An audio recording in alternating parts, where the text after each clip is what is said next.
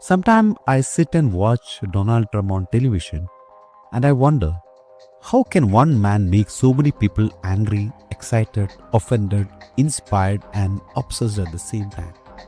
He walks into a room, throws an insult, breaks every rule of polite conversation, and instead of losing power, he somehow becomes bigger, louder, and stronger. And then I realized something. Trump isn't just speaking, he's playing a psychological game. In human nature, bullying is not really about strength, it's about control. It's about who dominates the emotional space. When Trump mocks someone, he's not trying to win an argument. He's trying to show that he is the one in charge, that he sets the rule. Most leaders try to sound diplomatic, and Trump does the opposite. He attacks first. He never backs down.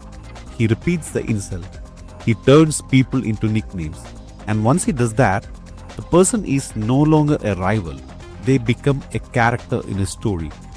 What's fascinating is how the human brain reacts to this.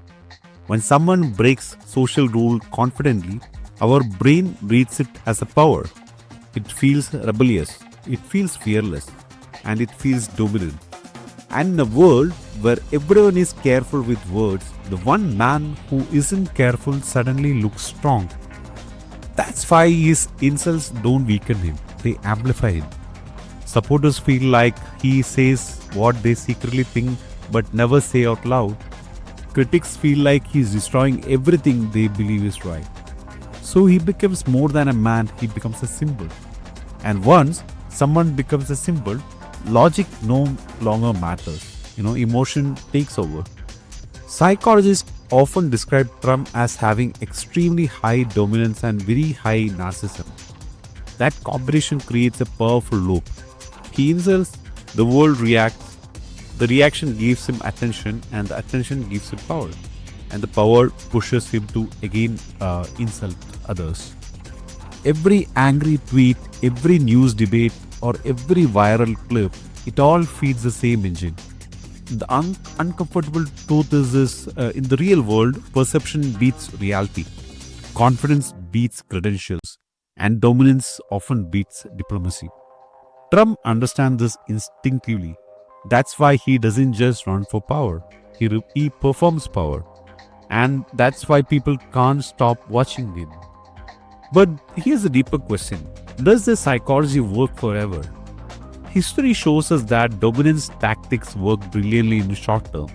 They capture attention, they mobilize loyal followers, they break the old system, they create cult-like energy as well.